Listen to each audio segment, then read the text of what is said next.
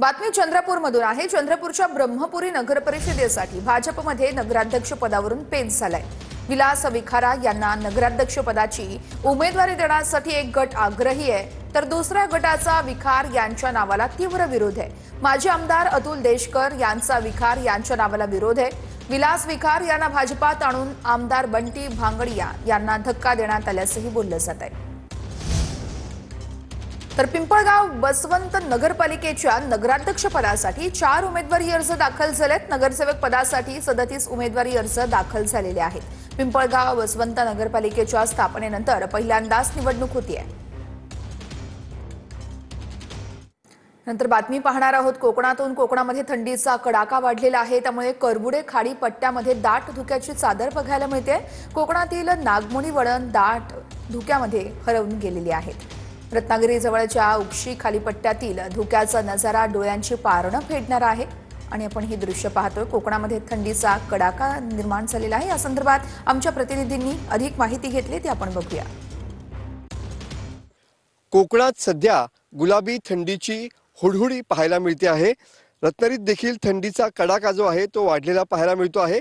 तापमानाचा पारा जवळपास 17 ते 18 अंशांवरती आलेला पाहायला मिळतोय आणि या थंडीतल्या धुक्यामुळे सध्या डोळ्याचं पारणं फेडणारं दृश्य सध्या कोकणामध्ये पाहायला मिळतं आहे। आपण सध्या करबुडे खाडीपट्ट्यामध्ये आहोत आणि या ठिकाणी सुद्धा धुक्याची दाट चादर या ठिकाणी पाहायला मिळते आहे। टॉप अँगलच्या माध्यमातून आपण हे निसर्गाचं विहंगम असं दृश्य या ठिकाणी पाहू शकता।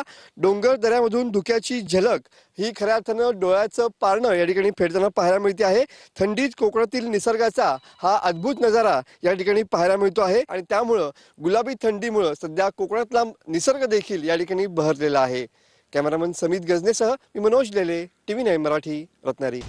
राहुरी तालुक्यातील तांभेरे परिसरात बिबट्याचा मुक्त संचार बघायला मिळाला। तांभेरे येथील जाधव वस्तीजवळ बिबट्याचा मुक्त संचार हा कॅमेऱ्यात कैद झालाय। एका शेतकऱ्याने मोबाईलमध्ये हे संपूर्ण चित्रित केलेलं आहे, त्यामुळे या परिसरात आता भीतीचं वातावरण निर्माण झालंय। बाड्या वस्त्यांवरती जाणाऱ्या रस्त्यांवरून प्रवास करणं जीवघेणं ठरल्याचं आता हे सगळे गावकरी म्हणतात। शालेय विद्यार्थी देखील धास्तावलेले आहेत। अहिल्यानगर जिल्ह्यामध्ये बिबट्यांची वाढती संख्या आता चिंतेचा विषय ठरतेय।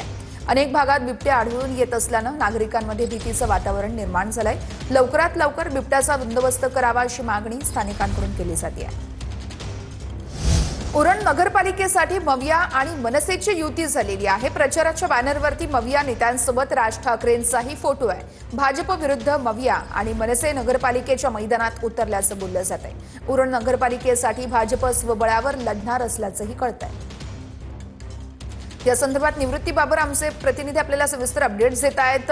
निवृत्ती, उरणच्या राजकारणात नेमकं काय घडतंय?